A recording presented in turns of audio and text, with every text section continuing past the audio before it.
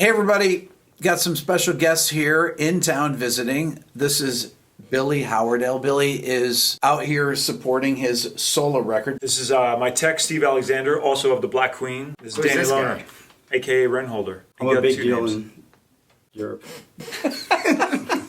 So I know Billy, I know this Billy. You guys know that I have an assistant Billy, and this is actually kind of confusing, but I'm a massive fan of A Perfect Circle. And we talked probably 2 years ago or so. I wanted to do a breakdown of the song Weak and Powerless, and I got in touch with Billy, and Billy was so nice to send me the tracks, but not teach me the bass part correctly, which he just showed me now. And so I asked him to just play the guitar part along with the track.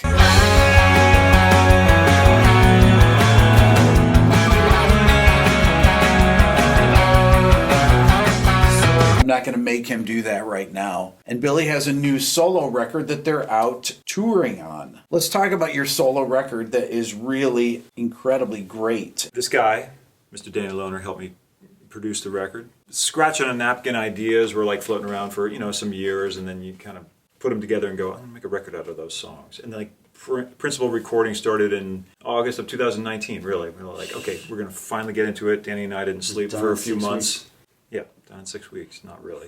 But no, I think it was actually good. We started in August, finished by winter, took a little break for Christmas and stuff, tightened everything up to start mixing in March to release in May of 2020, which was a really good idea. If you want to go back in history, you should try and release it in 2020. So yeah, started mixing the first song in March with this guy, Matty Green, amazing, Canadian by the way, so nicest guy in the world. Yeah. And he was just, it was great. Got the first song done. COVID hit. We go, all right, let's put a pin in this, see what happens. And we just slowly mixed the record, which is rare, right? Usually you're mixing a record over the course of 2 to 3 weeks if you have even that much time. And it's like a hurry up and cut corners that, you're, that what is it, Art's Abandoned, Never Finished.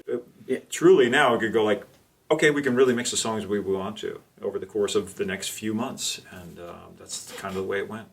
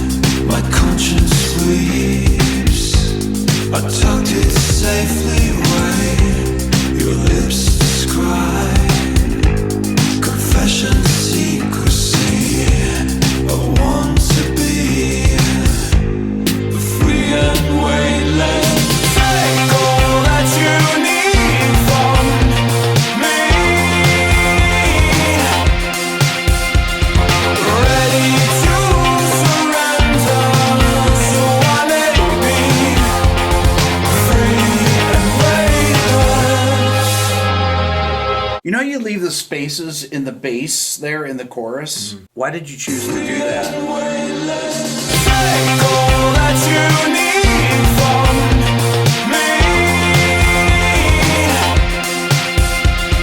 Yeah, it was an add-on. It was like an afterthought or whatever. It was after the first chorus was recorded, and just kind of picked it apart. And I thought the next one would hit harder if that one had a little bit of space within it. Okay, and bass guitar is really just doing that fast line, which I have to say I don't know I've ever had anything that I couldn't play. Yeah.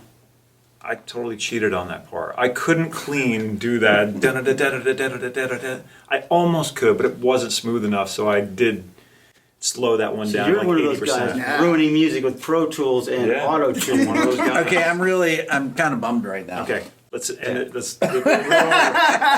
talk about how you get these sounds like this, how you get this kind of 80s sound. How do you layer these things? I mean, some of the things now, getting to recording at halftime and double time and all that, the intro piano, which is tough to reproduce live because it's my 1909 Steinway upright that recorded the first line, da, da, da, da, da, regular. Okay, another pass, an octave down, and then pitch it up and then do it 2 octaves up and pitch it down 2 octaves and do it. And Okay, so and why do you do that, though?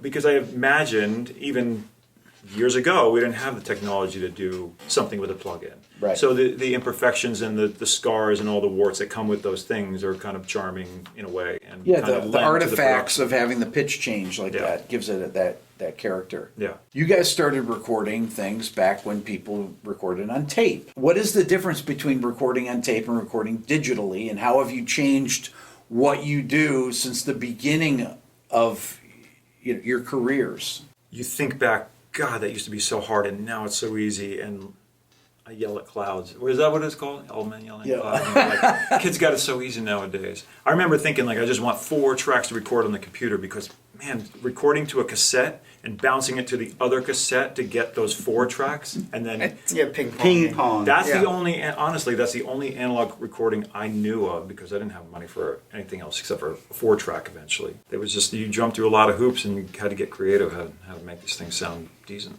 So we were talking just before we started recording, and Billy played Bohemian Rhapsody without ever rehearsing it, with 1 day's notice. Without ever learning it. Without ever learning it in front of how many people? Was there like? It was at the Staples Center. It was crazy. It was a crazy story. Like, With you want to me. give this? Okay. Yeah. Okay. Here's the whole story. I'm sleeping. My wife. I wake up to my wife going, "Billy, wake up." Phone call. Maynard's on the phone. And I like get on the phone and he goes, "Hey, whatever. Can I swear?" Go ahead. Dickhead, do you know how to play? You know how to play Bohemian Rhapsody? And I go, what? And he goes, and he puts the phone and goes, yeah, he knows how to play it. He goes, come down to such and such rehearsal studio tomorrow. And I hand the phone back. I go, was that Maynard? What was that? And then so it comes to he was going to sing Bohemian Rhapsody with Brian May playing guitar and the LA Philharmonic full 80-piece orchestra and a 150-person choir at the Staples Center in 2 days. And when they got to rehearsal that day, when I was asleep, when he was there and called me that time, it was they go, okay, we got Maynard James Keenan and Mr. Brian May, and an assistant comes over, we clip over, oh, excuse me, I forgot.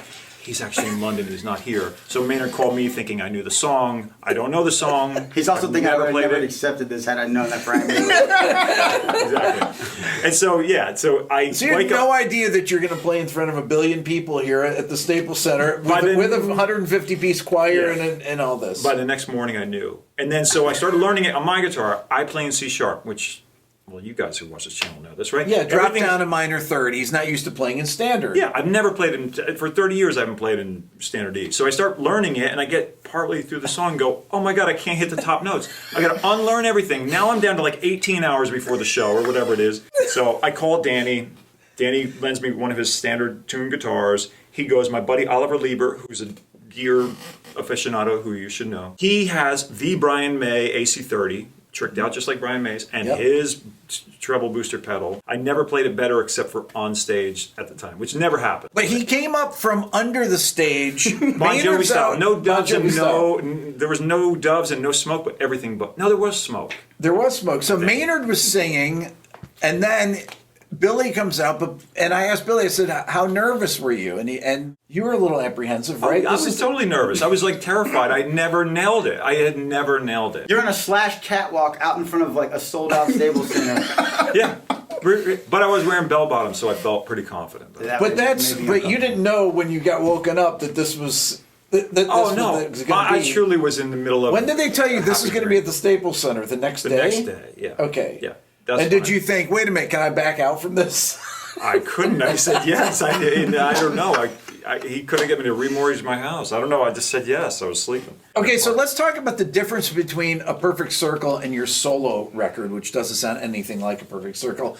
I mean, there's some elements later on in the record that have a couple, flavors of that, but this is really a different sound. To talk about that, I always need a North Star to point at making a record, right? Some kind of intention. Yeah. And this was, my kids were 11 and 14 at the time writing this record. And what normal was, the name of the record is, loosely is like them describing what normal is to them culturally with music they listen to. We were talking about this with both the kids, right? Yeah. And just like, as they're playing some SoundCloud trap artist that I'm rolling my eyes at going like, really? This is commanding your attention? Like, this is this is the thing? And I'm thinking back to my parents rolling their eyes at me listening to Dead Kennedys, like, really? We're in here listening to Frank Sinatra and Nat King Cole like that, and that this is the garbage that you're choosing to put in your head, right? That Elvis kid is shaking his hips doing what? Yeah, but I think it's interesting because music and culture is what you have at the moment. So starting to make a record like, okay, I want to make a record that's going to impress the 14-year-old me. You know, when music hit hard at 12, 13, 14, when I wasn't listening to my sister's records that they brought home, the ones that I bought with my money and that turned me on. Your own music, yes. Right. So that was kind of the intention. And there was a couple records like the Cars' first 2 records, like the way they sounded. And there's a lot of records back then that were just like not overblown. You bring up the bass of Free and Weightless, but in general, a lot of those records just weren't crushing, oppressive low end. Which, like, I like records like that too. Yeah. But I like the space and clarity of a lot of the punch of those songs and those recordings, like the way songs were recorded back then. Well, one of the things that those records were made to go on vinyl too, so they didn't have the big low end. Right. The way the tape, off. yeah, the way the tape rolls off is you don't get that subwoofer type of low end that you get nowadays. Right. Yeah, I remember, and maybe we were talking about that, like the early 2000 stuff, and the Korn and Limp Bizkit, and all those huge records. Like they had to remaster, they had to hobble those records down, Right, even that's have right. them not pop out of the grooves, right? Yeah. Yeah, they're all pinned like. Yeah.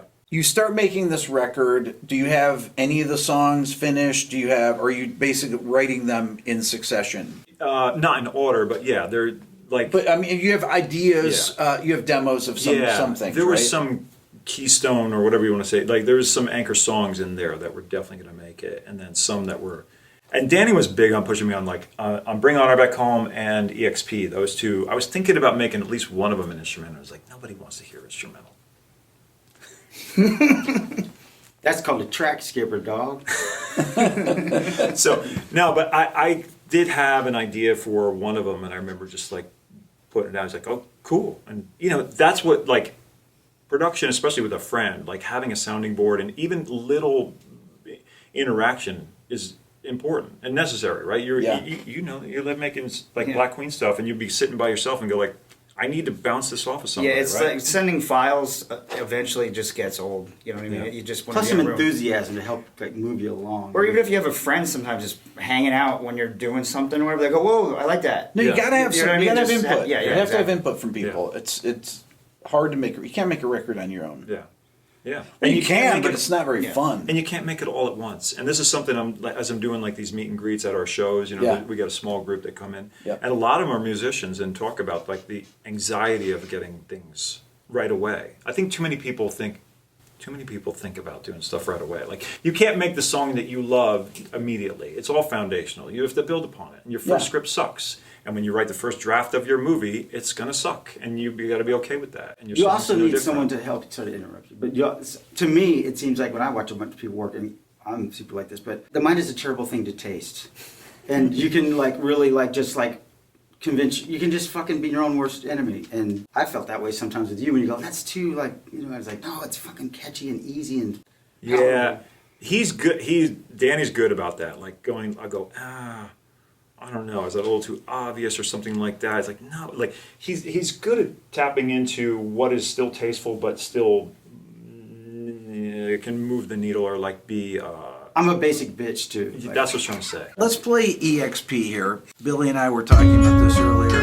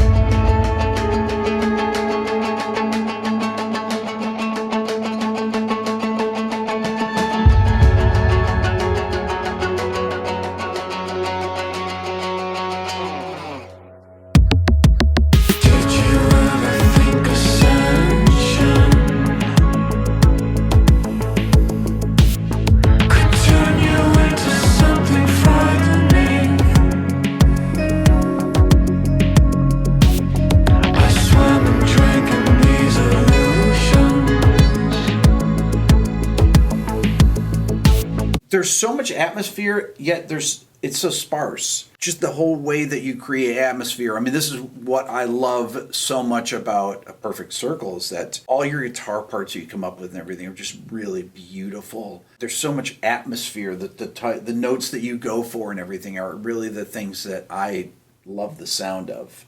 Thanks. And the way that happens. But then you come into this more electronic groove here. Talk about kind of how you go constructing a song like this and you go recording it. This was, started with just that floor tom. I mean, it really was. I just borrowed that's. I didn't give it back to you either. That single Gretsch. I don't even know. It's a smaller floor tom. It's like a little shitty kit that I got for cheap. Yeah, and just playing the side stick. That's a one pass. That's just playing the side stick, on the side of the rim. Yeah. There wasn't much to it. Just that guitar. I did a couple writing sessions with top line writers in like 2014 and 15, and one was this girl Cassandra Church, and she came over.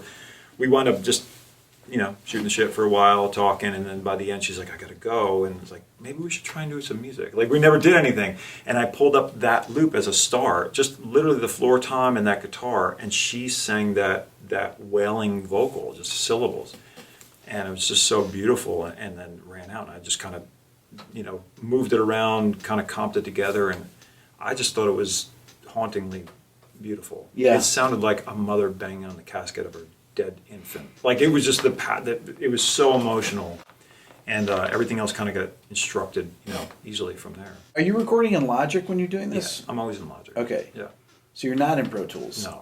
I never touch. It's crazy. I never touch Pro Tools. Let's listen to another song. How about the song Annie? Okay. Want to talk about that first? Yeah. This was maybe one of the earliest songs. It started right before I got to your house, Danny. I brought over like version 1.0 and then kind of pitched it down, and I think maybe I don't know, we were trying to find the right pitch. A big deal to do from the first Ashes record. This basically was the second Ashes Divide record. Changed it to calling it my name a few months ago. We can get into that later. But in one of the things was like truly trying to find the pitch of the song instead of just playing stuff that was convenient on guitar and then singing to it. It was like literally finding the pitch of the song, thinking right? like a singer instead of thinking like a guitar player who's going to sing on top of guitar stuff. And that was the focus for me, was like, okay, I'm going to focus on the vocals truly, and that's where Danny was really helpful with this and necessary for making it sound the way it does, and he was giving the pointers to make this jump off and find the right key. So yeah, started with him over there.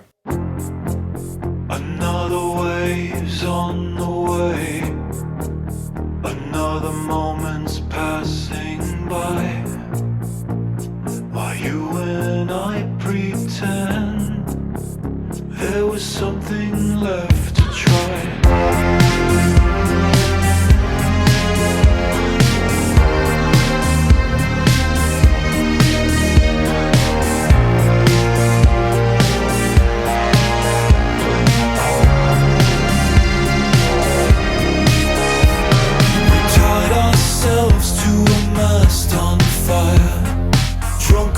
Faith and Indian Nile, intentions pure of heart and of mind.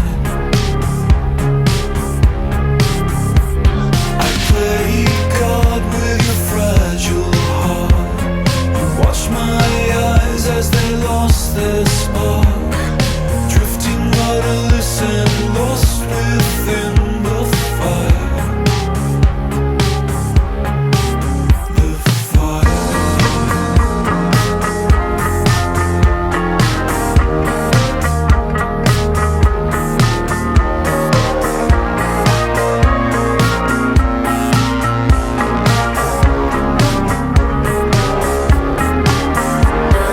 What kind of keyboards are you using during this? A lot of Serum by Extra Records.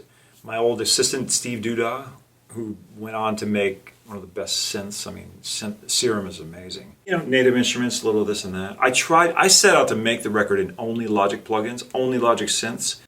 And you can get there, but it takes longer. Some of these things, some of the beauty of some even Waves or Sound Toys, they're great, but it's like they just save you time, because like the way they sound right off the bat is it's time saver. So what about things like snare sounds here, Billy? Watch my eyes as they lost their spark. Again, straight up back to the era.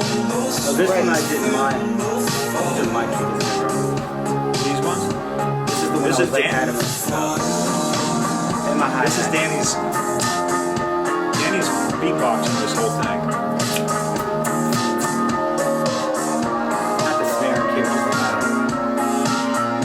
There's a no live kick and drummer, snare. but the samples he said, like they're. Oh, Remember but we the were trying to samples, use the Logic ones, and I got you to replace it because these are like. but it's still a lot of the original acoustic drums are in there too. Yeah. But yeah, there's tails or things like of Danny's or whatever samples. Like there's a hybrid of the two. The only song on the record with only samples is EXP. That's the only one without like the live kit in that room. It's the same drum kit for the whole record. Why don't we play Beautiful Mistake?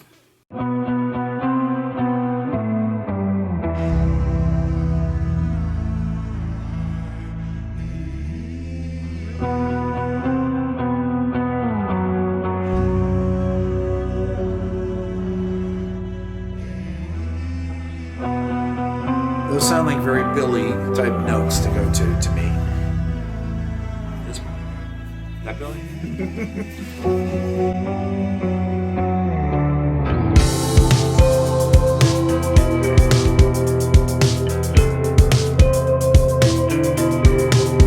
Is that Josh Freese? This is Tosh in the verse, and it's Josh in the chorus. Two drummers on the song. Just as far as you can take it, ripped and torn apart. You won't blame yourself again.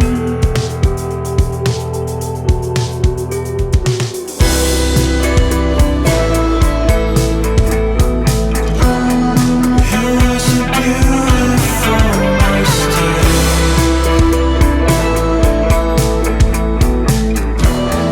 Colored by oracles you hide away.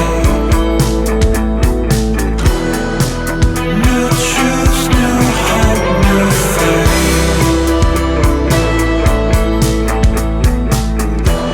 Your 7 sins laid at your side. I love that.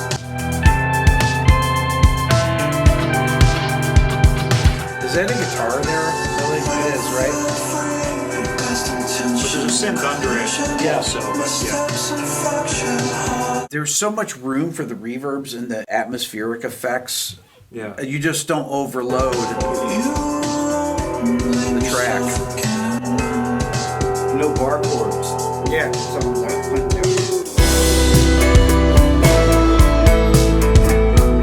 It was a beautiful mistake.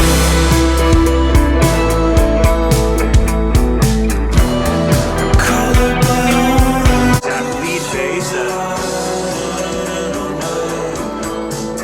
is definitely out of tune and forcing it into tune.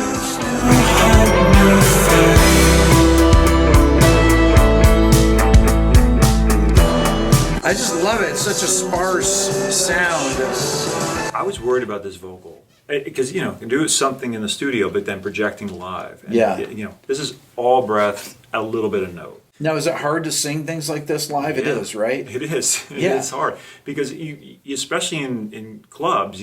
We played in New York the other day. Was it Gramercy Theater? Yeah. The sub was right under you, and like there's no pitch reference. So like that's all about just finding pitch, and it's like some of these are challenging. When you're recording these things and you're doing rough mixes before you have them mixed, how close is it to that? Pretty close, right? Oh yeah. By the time we gave it to Matty Green, it's there. I mean, Billy, There's only I a knew few this songs- about you. I've always heard this about you, that you're pretty particular about stuff. Yeah. There's only 2 songs I can think in history that I didn't mix close, and it's Pet by Perfect Circle. That I brought Andy Wallace on a blanket, just like let me just dump.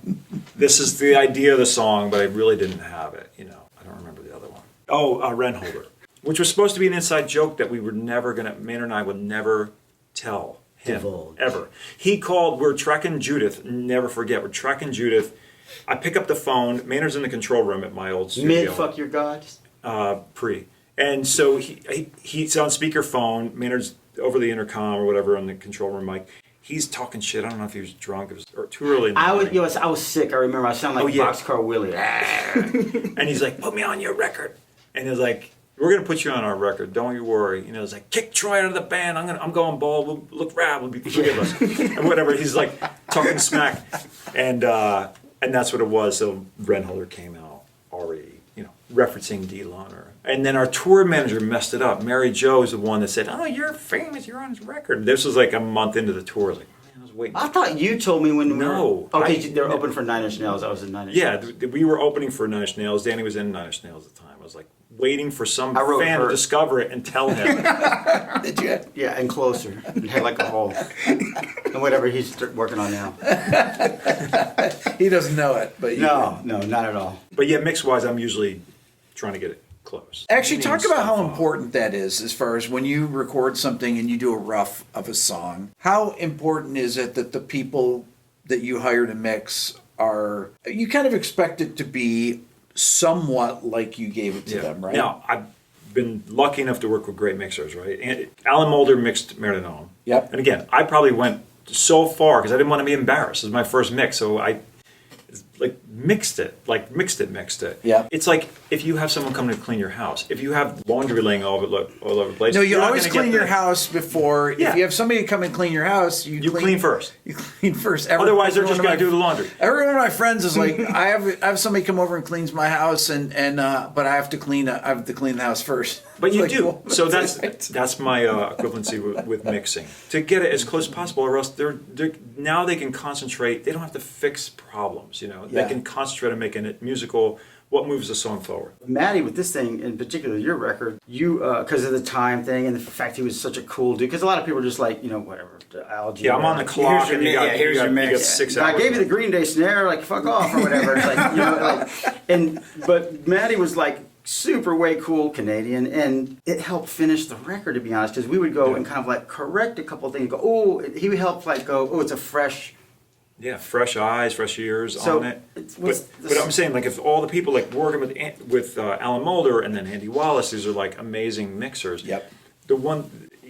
COVID helped, right? Because what you're saying, we had extra time to really dig into things, and Maddie's willingness to really go the extra mile. But now, I would say your question was, how important is it? Now, if you know your relationship, you can't trust that everyone's going to be like this. I don't feel like I have to finish song really now. I could give him much less at this point. Right. I could give him sort of good tracked vocals and sort of, you know, like, and understand that he's going to make that sound great. Well, definitely check out Billy's new record. It's on every streaming service, and can you buy it? Do you have it on vinyl too, Billy, or not? Vinyl, it's available and a little delayed because of the world of Yeah, World of vinyl Vinyl's manufacturing. delayed. You've heard about this? Everything's like 6 months. If you can buy it on vinyl, definitely do that. Well, guys, thank you so Yeah, much. Really an honor to have you here at the studio. Yeah, thank you. This was awesome. Yeah, thank you. So Yeah. awesome.